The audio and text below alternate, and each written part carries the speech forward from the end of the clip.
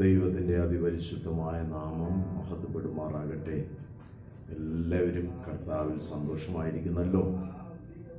പ്രത്യേകകാല ലോക്ക്ഡൗണിലായിട്ട് ഏകദേശം 60 ദിവസം പിന്നിട്ടിരിക്കുകയാണ്. എല്ലാവരും ഭവനങ്ങളിൽ ദൈവത്തോടുള്ള അടുപ്പത്തിലെല്ലാം ആയിരിക്കുന്നുവെന്ന് ഞാൻ കർത്താവിൽ വിശ്വസിക്കുകയാണ്. അങ്ങനെ തന്നെ ആയിരിക്കട്ടെ. ഇന്ന് നിങ്ങൾക്കെല്ലാവർക്കും യേശുവിൻ്റെ നാമത്തിൽ എൻ്റെ സ്നേഹം അങ്ങനെ ഓർപ്പിക്കട്ടെ. എല്ലാവരെയും ദൈവം ധാരാളമായി അനുഗ്രഹിക്കട്ടെ. ഇന്ന് അല്പസമയം നിങ്ങളുടെ മുമ്പിൽ ദൈവവചനമായി നിൽക്കുന്നതിൽ എനിക്ക് വലിയ സന്തോഷമുണ്ട്. കാരണം പൗലോസ് പറയുന്നുണ്ടല്ലോ ഫിലിപ്പിയ ലേഖനത്തിൽ, സന്തോഷിപ്പിൻ, കർത്താവിൽ എപ്പോഴും സന്തോഷിപ്പിൻ. പ്രിയമുള്ളവരെ, ഉള്ളത് തുറന്നു പറയട്ടെ, കർത്താവിലല്ലാതെ മറ്റെന്തിലാണ് സന്തോഷമുള്ളത്? പ്രതികൂലങ്ങൾ, പ്രതിസന്ധികൾ, പ്രത്യേക അവസ്ഥകൾ, പ്രത്യേക കാലങ്ങൾ ഒക്കെയല്ലേ നാം കേൾക്കുന്നത്. ദിവസം പഠിപ്പിക്കുന്ന പോലെ, പരിചയപ്പെടുത്തുന്ന പോലെ, പറയുന്ന പോലെ ദുഷ്കാലം, പ്രതികാരകാലം എന്ന പോലെയല്ലേ അനുഭവങ്ങൾ നാം കേൾക്കുന്നത്. കൊറോണ എന്ന മഹാമാരി ലോകത്തെമ്പാടും അനേക ലക്ഷങ്ങളെ ഈ ലോകത്തു നിന്ന് മാറ്റിക്കളഞ്ഞു. നമ്മുടെ നാട്ടിലും നമ്മുടെ മാതൃരാജ്യത്തും അനേക ആയിരങ്ങൾ ഈ ഭീതി. അങ്ങനെ ഇരിക്കുമ്പോൾ തന്നെ ഭയങ്കരമായ കൊടുങ്കാറ്റുകൾ, പേമാരികൾ, അങ്ങനെ ഇരിക്കുമ്പോൾ തന്നെ യുദ്ധശ്രുതികൾ, ഇതെല്ലാം കൂടെ ഒന്നൊന്നായി വരുമ്പോൾ എന്നെ കേൾക്കുന്ന പ്രിയരെ, നിങ്ങൾ ശ്രദ്ധിക്കണേ. യേശുവിൻ്റെ വചനത്തിൻ്റെ പ്രസക്തി ഇവിടെയാണ്. മത്തായിയുടെ സുവിശേഷത്തിലും ലൂക്കോസിന്റെ സുവിശേഷത്തിലും മാർക്കോസിന്റെ സുവിശേഷത്തിലെല്ലാം യേശു എത്ര വ്യക്തമായി, കൃത്യമായി, നൂറ്റാണ്ടുകൾക്ക് മുമ്പ് ഇത് പ്രവചിച്ചിരിക്കുകയാണ്. ആകയാൽ എന്നെ കേൾക്കുന്ന പ്രിയരെ, നമ്മുടെ കർത്താവിൻ്റെ വരവ് ആസന്നമായി. യേശുവിൻ്റെ രണ്ടാം വരവ് ആസന്നമായിരിക്കുകയാണ്. യേശു സഭയെ ചേർക്കാൻ അടുത്തെത്തിയിരിക്കുകയാണ് പ്രിയരെ. വളരെ അടുത്ത സമയത്താണ് നാം ആയിരിക്കുന്നത്. അതുകൊണ്ട് നമുക്ക് വളരെ ഒരുക്കത്തോടുകൂടി ആയിരിക്കാം. ഈ വചനങ്ങൾ അതിനായി ദൈവം നമ്മെ സഹായിക്കട്ടെ. ഇന്നത്തെ ചിന്തയ്ക്കായിട്ട് 133 സങ്കീർത്തനം, അതിൻ്റെ 1-ാമത്തെ വാക്യം വായിക്കാൻ ഞാൻ ആഗ്രഹിക്കുകയാണ്. 133 സങ്കീർത്തനം എല്ലാവർക്കും കാണാതെ അറിയാവുന്ന സങ്കീർത്തനമാണ്. വളരെ ചെറിയൊരു സങ്കീർത്തനമാണ് 133 സങ്കീർത്തനം. അതിലെ 1-ാമത്തെ വാക്യം എന്ന് പറയുന്നത് എല്ലാവർക്കും തന്നെ അറിയാവുന്ന വാക്യം. ഇതാ സഹോദരന്മാർ ഒത്തൊരുമിച്ച് വസിക്കുന്നത് എത്ര ശുഭവും എത്ര മനോഹരമാണ്. പ്രിയമുള്ളവരെ, ഈ ലോക്ക്ഡൗൺ കാലത്തിൽ ആലയത്തിൽ ആരാധന ഇല്ലാതിരിക്കുമ്പോൾ, മറ്റു കർമ്മങ്ങളൊന്നും ഇല്ലാതിരിക്കുമ്പോൾ, ആചാരാനുഷ്ഠാനങ്ങളൊന്നും ഇല്ലാതിരിക്കുമ്പോൾ, വീണ്ടെടുക്കപ്പെട്ട ദൈവജനത്തിന് കൂടി വന്നുള്ള കൂട്ടായ്മ ഇല്ലാതിരിക്കുമ്പോൾ, ഭവനങ്ങളിൽ കുടുംബമായി കൂടപ്പുറപ്പുകളുമായി നമുക്ക് കർത്താവിനെ മഹത്വപ്പെടുത്തിക്കൊണ്ടിരിക്കുമ്പോൾ ഈ വചനത്തിൻ്റെ പ്രസക്തി വളരെ വളരെ പ്രാധാന്യം നിറഞ്ഞതാണ്. ഇതാ സഹോദരന്മാർ ഒരുമിച്ച് വസിക്കുന്നത് എത്ര ശുഭവും മനോഹരവും. വളരെ ചെറിയ വാക്യമാണെങ്കിലും അതിൽ ആഴമേറിയ സത്യങ്ങൾ അടങ്ങിയിട്ടുണ്ട്. വളരെ അർത്ഥവത്തമാണ് ആ വചനത്തിൻ്റെ അകത്തേക്ക് ഇറങ്ങിയാൽ.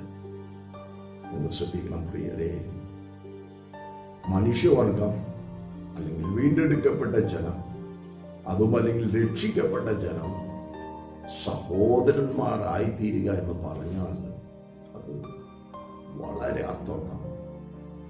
അതിന് ആഴമേറിയ ചില സത്യങ്ങളുണ്ട്. അതിനകത്ത് പ്രധാനമായിട്ടും 2 കക്ഷികളെ, 2 ശക്തികളെ, 2 വ്യക്തികളെ നമുക്ക് കാണാനായിട്ട് കഴിയും. ഒന്ന് സഹോദരന്മാരെന്ന് പറയുന്ന നാം ഓരോരുത്തരുമാണ് സഹോദരൻ.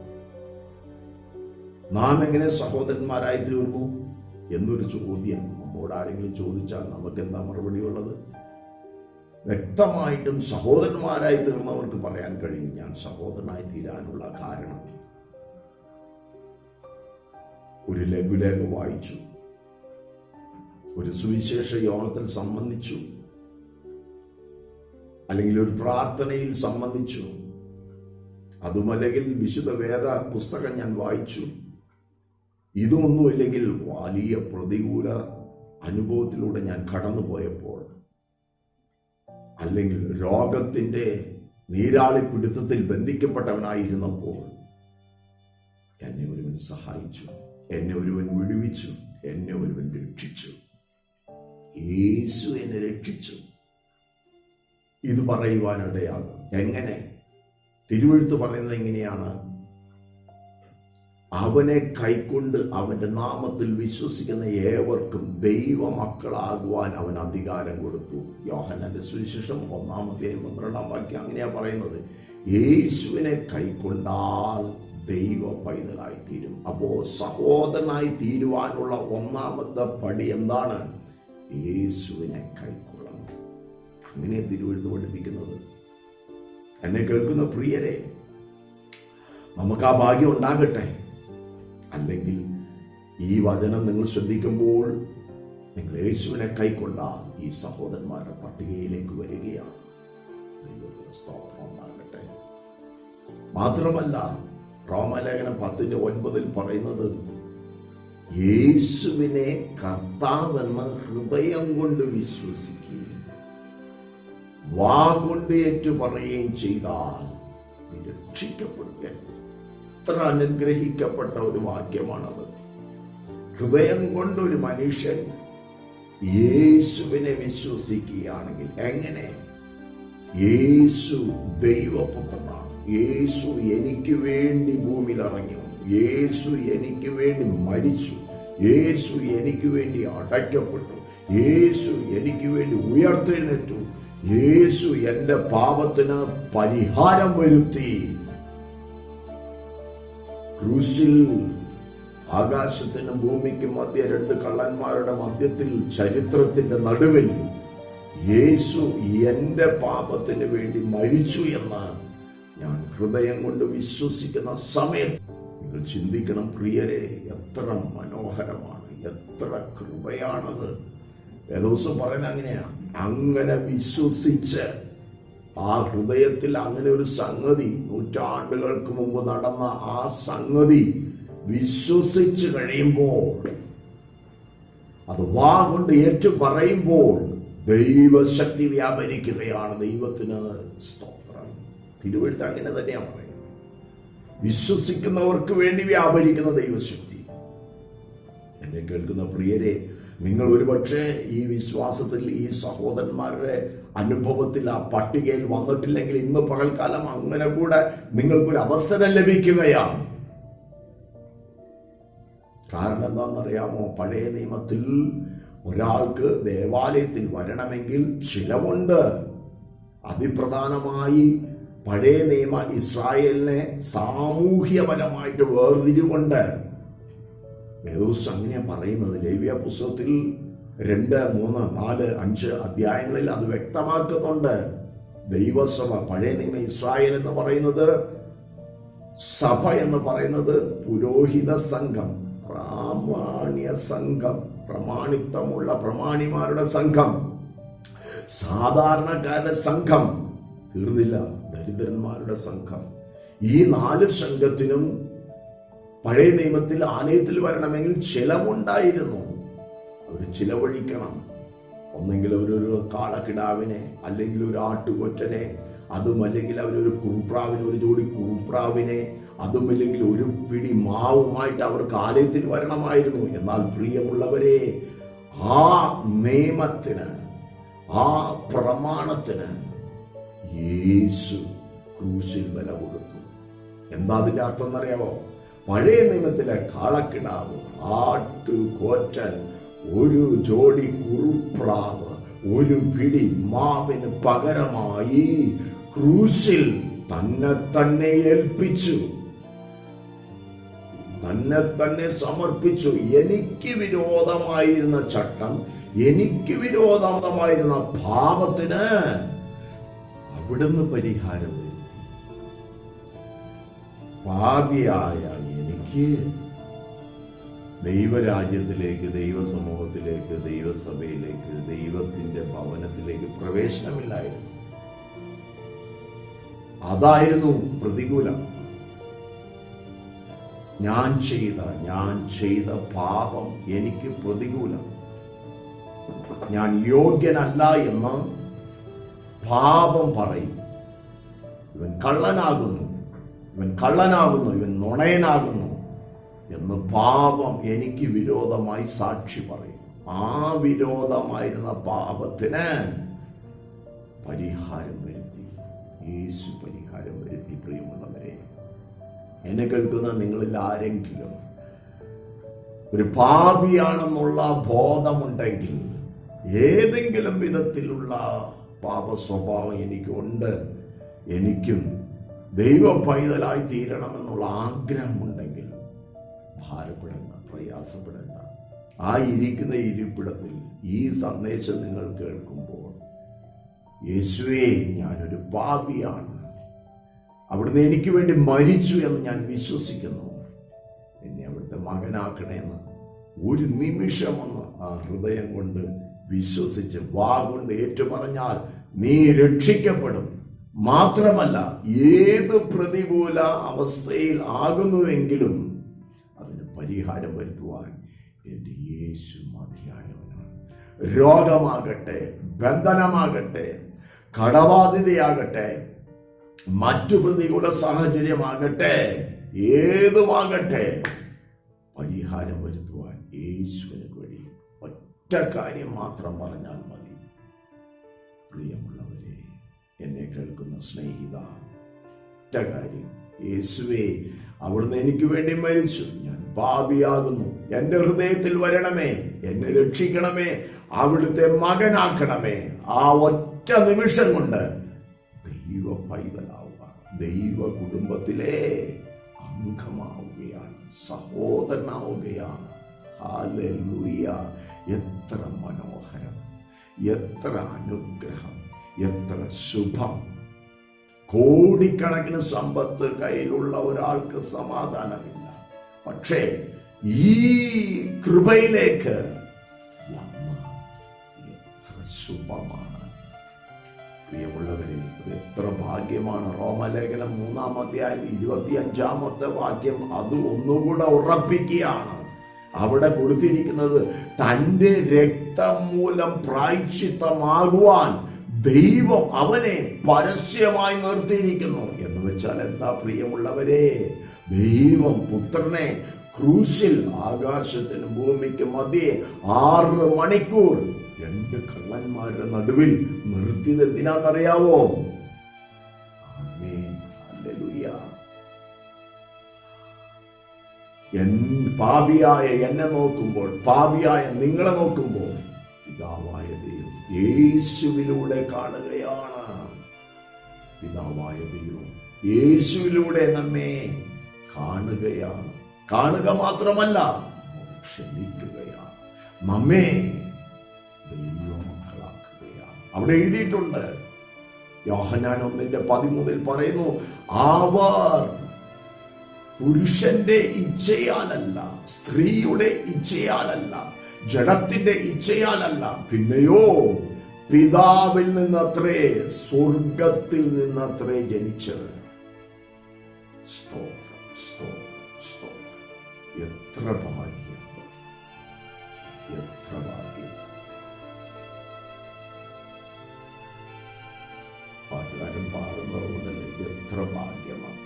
ഈ ക്ഷിതിയിൽ മറ്റൊന്നിലും ഇല്ല, നിശ്ചയമാണ്. എത്ര വലിയ ഭാഗ്യം. ഒരു വ്യക്തി രക്ഷിക്കപ്പെടുക എന്ന് പറയുന്നത്, ദൈവ പൈതലായി തീരുക എന്ന് പറയുന്നത്, സ്വർഗത്തിലെ അപ്പൻ്റെ മകനാകുക, മകളാകുക എന്ന് പറയുന്നത്, അതിലും വലിയ ഒരു ഭാഗ്യം ഇല്ല. അതിലും വലിയ ഒരു ഭാഗ്യ പദവി ഇല്ല. എന്നെ കേൾക്കുന്ന പ്രിയരെ, ആ പദവിയിലേക്ക് ഇന്ന് പകലും നിങ്ങളെ സ്വാഗതം ചെയ്യുകയാണ്. ആ പദവിയിൽ എത്തിയിരിക്കുന്നവർ ഭാഗ്യവാന്മാരാണ്.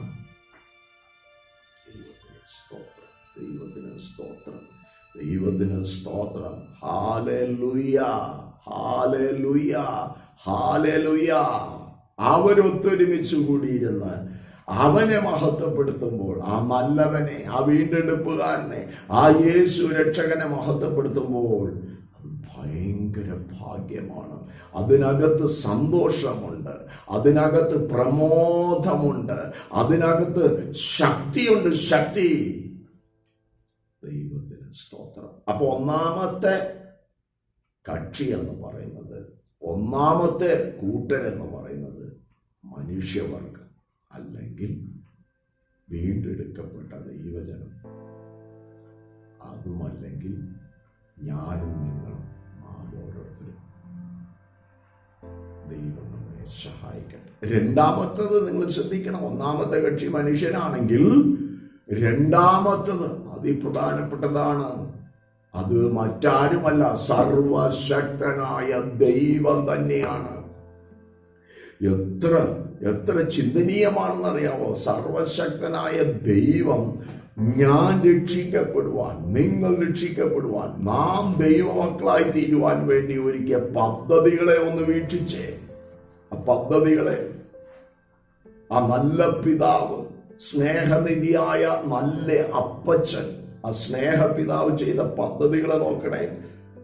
ഈ ശൂന്യതയിൽ, ഈ പ്രപഞ്ചത്തിൽ ഭൂമിയെ സൃഷ്ടിച്ചു. ഉൽപ്പത്തി പുസ്തകം 1-ാം അധ്യായം 1 മുതൽ 6 വരെയുള്ള വാക്യങ്ങൾ നാം വായിക്കുമ്പോൾ അവിടെ ഉൽപ്പത്തികൾ കാണാം. ആകാശത്തെ സൃഷ്ടിച്ചു, ഭൂമിയെ സൃഷ്ടിച്ചു. തീർന്നോ? ഇല്ല. സമുദ്രത്തിലുള്ള മത്സ്യങ്ങളെ, ആകാശത്തിലെ പറവകളെ, ഭൂമിയിലെ ഇഴജാതികളെ, അങ്ങനെ സകലത്തെയും സൃഷ്ടിച്ചു. ഉണ്ടാകട്ടെ എന്ന് കൽപ്പിച്ചു. 1-ാം ദിവസം ഉണ്ടാകട്ടെ എന്ന് കൽപ്പിച്ചു. 2-ാം ദിവസം കണ്ടോ, അങ്ങനെ 6 ദിവസം കൊണ്ട് ഈ കാണുന്ന പ്രപഞ്ചത്തെ നല്ല പിതാവ് സൃഷ്ടിച്ചു. തീർന്നോ? ഇല്ല.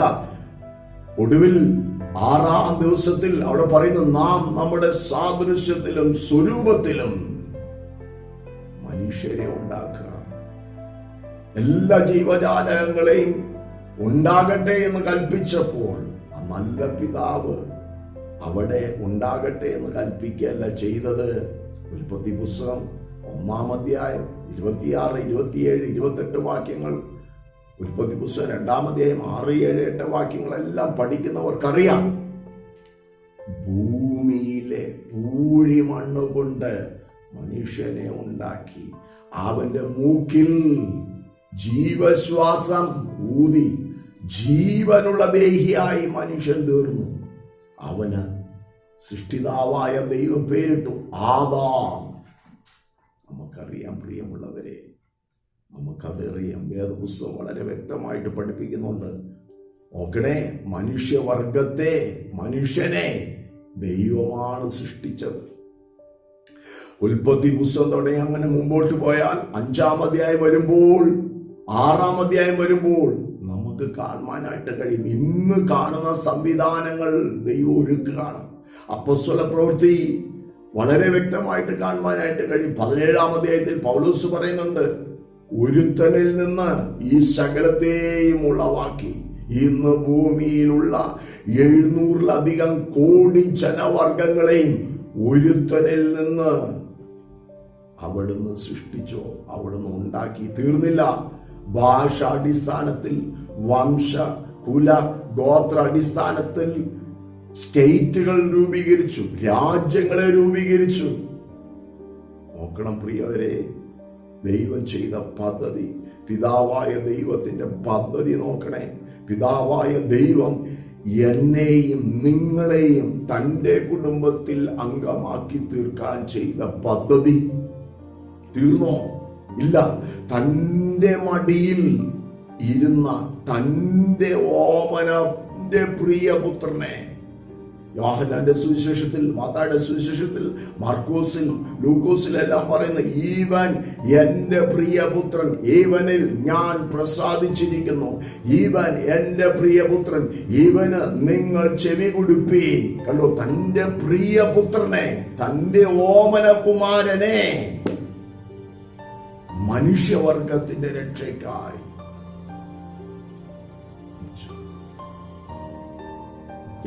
ഈ താണഭൂമിയിലേക്ക് അയച്ചു. ദൈവം തൻ്റെ പുത്രനെ മനുഷ്യ സാദൃശ്യത്തിലേക്ക് അയച്ചു അത്രേ. ശ്രദ്ധിക്കണം പ്രിയമുള്ളവരെ, എന്തിനാത്? എന്നെ, നിങ്ങളെ, നമ്മെ ആ കുടുംബത്തിൽ ചേർക്കാൻ ദൈവപുത്രൻ, ദൈവം തന്നെ മനുഷ്യാവതാരമെടുത്തു. വേദപുസ്തകം പറയുന്നു, വഴിയിൽ പിറന്നു, പശുത്തൊട്ടിയിൽ കിടത്തി, ദരിദ്രനായി പിറന്നു, ദരിദ്രനായി ജീവിച്ചു, ദരിദ്രനായി മരിച്ചു. യേശുവിനെ നിങ്ങൾ ശ്രദ്ധിക്കണം പ്രിയമുള്ളവരെ.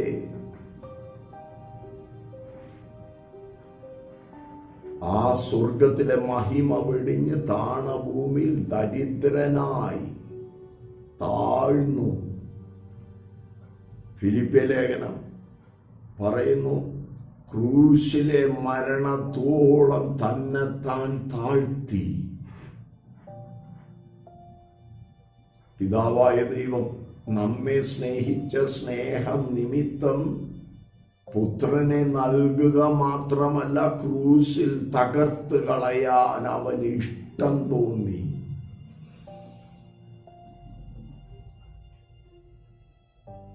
പാപം ഇല്ലാത്തവനെ, പാപം അറിയാത്തവനെ, പാപിയായ എനിക്ക് വേണ്ടി ദൈവം അവനെ പാപമാക്കി, അവനെ ഒരു അകൃത്യ യാഗമാക്കി, അവനെ ഒരു പാപയാഗമാക്കി.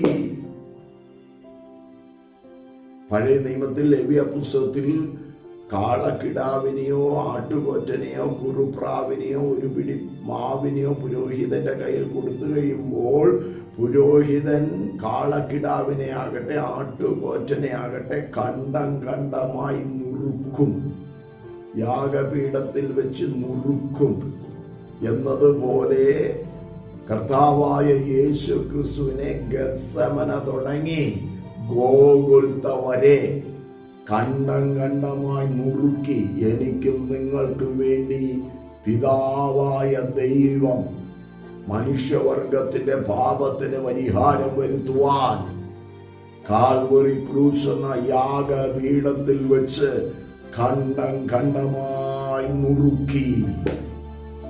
എന്നെ കേൾക്കുന്ന പ്രിയരെ, പീലാത്തോസിന് യേശുവിന്റെ മേൽ അധികാരമില്ല, യഹൂദന്മാർക്ക് യേശുവിന്റെ മേൽ അധികാരമില്ല, മനുഷ്യവർഗത്തിന് യേശുവിന്റെ മേൽ അധികാരമില്ല. അറിയാമോ, യേശുവിന്റെ മേൽ അധികാരമുള്ളത് ഒരേ ഒരുവന് മാത്രം, യേശുവിന്റെ പിതാവിന്. എന്ന് വെച്ചാൽ എന്റെയും നിങ്ങളുടെയും പിതാവിന്, നമ്മുടെ പിതാവിന് മാത്രമേ യേശുവിന്റെ മേൽ അധികാരമുള്ളൂ. ആ അധികാരമുള്ള അധികാരസ്ഥനായ പിതാവാണ്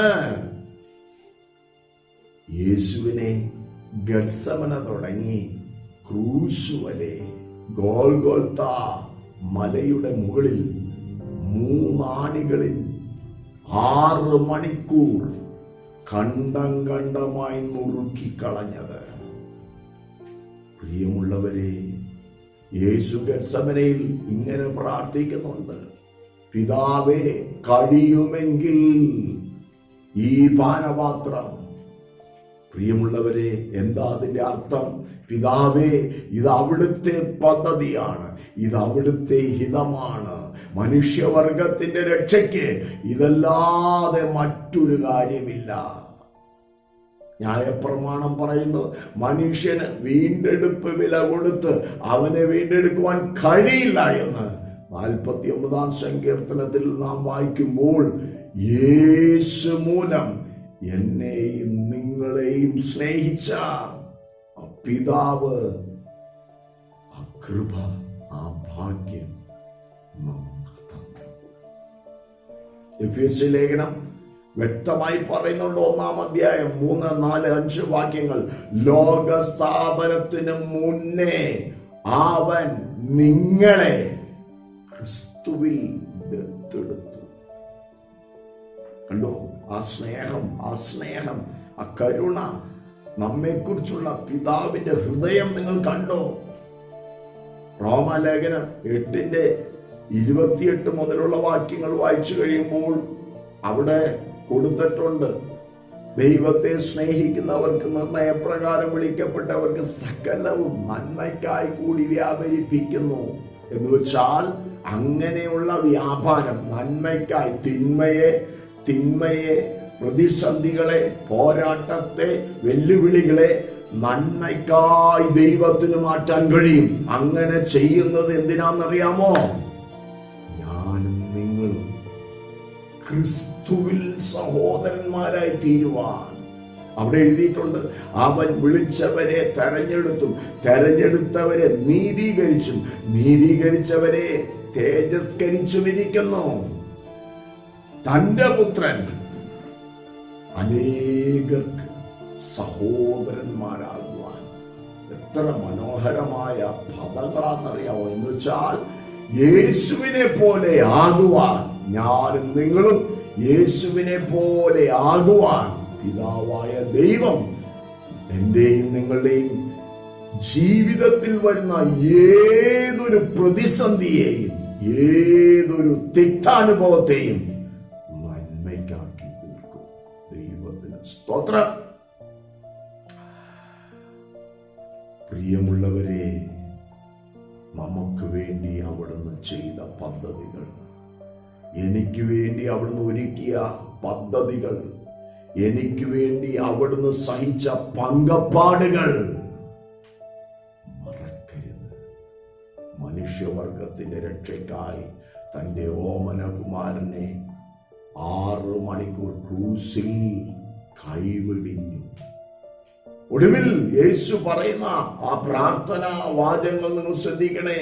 ഇവർ ചെയ്യുന്നത് എന്തെന്ന് ഇവർ അറിയായകയാൽ ഇവരോട് ക്ഷമിക്കണമേ. പ്രിയമുള്ളവരെ, വാസ്തവത്തിൽ ഞാനും നിങ്ങളും ഏതെല്ലാം നിലയിലുള്ള പാപങ്ങൾ, അതിന്റെ പ്രവൃത്തികൾ ചെയ്യുന്നു അറിവില്ലാതെ. എന്നാൽ ആ പ്രാർത്ഥനയല്ലേ, ആ മധ്യസ്ഥതയല്ലേ എന്നെയും നിങ്ങളെയും രക്ഷിച്ചെടുത്തത്. ദൈവത്തിന് സ്തോത്രം. പിതാവായ ദൈവം ഒരുക്കിയ ഈ പദ്ധതി, പിതാവായ ദൈവം എനിക്കും നിങ്ങൾക്കും വേണ്ടി ഒരുക്കിയ ഈ രക്ഷാകര പദ്ധതി എത്ര മനോഹരമാണ്, എത്ര ശുഭതയുള്ളതാണോ. തീർന്നില്ല. വെളിപ്പാട് പുസ്തകത്തിലേക്ക് വരുമ്പോൾ എന്താ അവിടെ രേഖപ്പെടുത്തിയിരിക്കുന്നത്? ആത്മമണവാളനാകുന്ന ക്രിസ്തുവും വീണ്ടെടുക്കപ്പെട്ട ദൈവജനമാകുന്ന മണവാട്ടിയും അവിടെ സംഗമിക്കുകയാണ്. വെളിപ്പാട് പുസ്തകം 21-ാം അധ്യായം 22-ാം അധ്യായം എല്ലാം ആ സ്വർഗീയ ഭവനം ഭൂമിയിലേക്ക് ഇറങ്ങി വരുന്നു. മണവാളനായി, മണവാട്ടിക്കായി ഒരുക്കപ്പെട്ട ഒരു പുതിയ ആകാശം, പുതിയ ഭൂമി. ഇത് ചെറിയ കാര്യമല്ല, ഇത് ചെറിയ കാര്യമല്ല. ഇതിന്റെ ആത്മീക പൂർത്തീകരണം നടക്കുന്നത് ആ പുതിയ യെരൂശലേമിലാണ്. ഇപ്പോൾ ഇത് അക്ഷരികമായി പൂർത്തീകരിക്കപ്പെട്ടുകൊണ്ടിരിക്കുകയാണ്. പ്രിയമുള്ളവരെ, ഒരുവൻ ക്രിസ്തുവിലായാൽ അവൻ പുതിയ സൃഷ്ടി. ഒരുവൻ ക്രിസ്തുവിനെ കൈക്കൊണ്ടാൽ അവൻ ദൈവ പൈതൽ. ഒരുവൻ ക്രിസ്തുവിനെ ഹൃദയത്തിൽ സ്വീകരിച്ച് ക്രിസ്തുവിന്റെ കൽപ്പനകൾ അനുസരിച്ച് വിശുദ്ധനായി ജീവിച്ചാൽ അവൻ സഹോദരനാണ്, സഹോദരിയാണ്. ഇതാ സഹോദരന്മാർ ഒത്തൊരുമിച്ച് വസിക്കുന്നത് എത്ര ശുഭവും മനോഹരവുമാകുന്നു. അതിന്റെ പൂർത്തീകരണം ശ്രദ്ധിക്കണേ. ഇത് ഇവിടം കൊണ്ട് മാത്രം തീരുകയില്ല. അങ്ങ് പുതിയ യെരൂശലേമിൽ മണവാളനോടുകൂടെ മണവാട്ടിയാം സഭയും ചേർന്ന് ഗാനം പാടി അവനെ മഹത്വപ്പെടുത്തും. പിതാവായ ദൈവം, പുത്രനായ ദൈവം, പരിശുദ്ധാത്മാവാം ദൈവം, ആ ത്രിയേക ദൈവത്തിന്റെ സാന്നിധ്യത്തിൽ നാം ഓരോരുത്തരും ആ പാദാംബികയെ ചേർന്നിരുന്നുകൊണ്ട് നിങ്ങൾക്കും ഈ ഭാഗ്യ പദവി കരസ്ഥമാക്കാം. ഹൃദയം കൊണ്ട് വിശ്വസിക്കുകയും വാഗം ഏറ്റുപറയുകയും ചെയ്താൽ ദൈവ പൈതലായി സഹോദരന്മാരുടെ പട്ടികയിലേക്ക് സ്വർഗീയ ഭവനത്തിലേക്ക് പ്രവേശിക്കാം. അപ്പനും മക്കളും എന്നുള്ള സ്വർഗീയ കുടുംബത്തിന്, ആ ബന്ധത്തിന് അവകാശികളാകുകയാണ്. ഇവിടെ കൊണ്ട് തീരത്തില്ല. നിത്യതയോളം ഈ വാക്യങ്ങൾ ഉറപ്പിക്കുകയാണ്. ആകയാൽ എന്നെ കേൾക്കുന്ന പ്രിയരെ, ഈ സന്ദേശം നിങ്ങൾ കേൾക്കുമ്പോൾ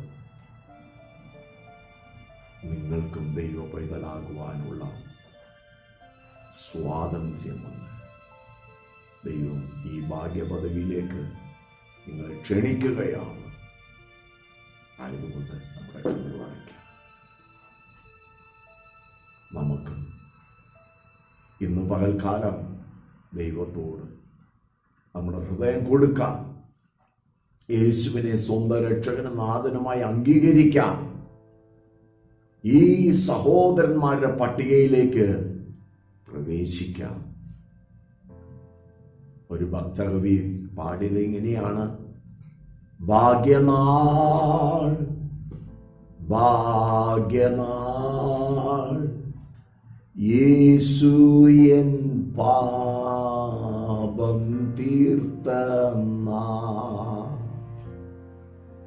സമർപ്പിക്കാം. നമുക്കും ഈ കുടുംബത്തിലേക്ക് പ്രവേശിക്കാം.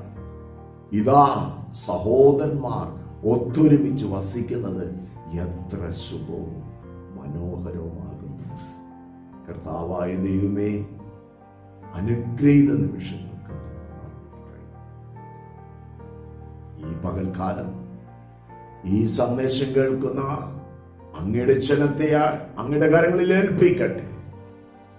അവരും ഈ ഭാഗ്യ പദവിയിലായിരിക്കാൻ ദൈവമിടയാക്കണം. പിതാവും പുത്രനും പരിശുദ്ധാത്മാവും ചേർന്ന് ആ കുടുംബത്തിലേക്ക്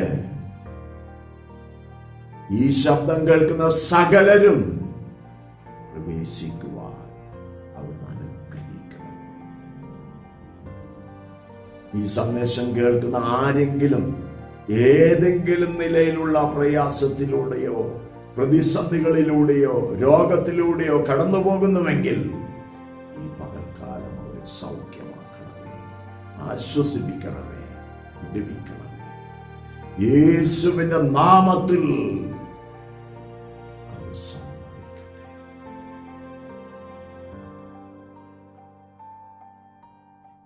ചിലരുടെയെങ്കിലും പേര് ജീവന്റെ പുസ്തകത്തിൽ എഴുതുവാനിടയാണ്. ഏവരെയും ഒരുപോലെ അനുഗ്രഹിച്ച് ആശീർവദിക്കും.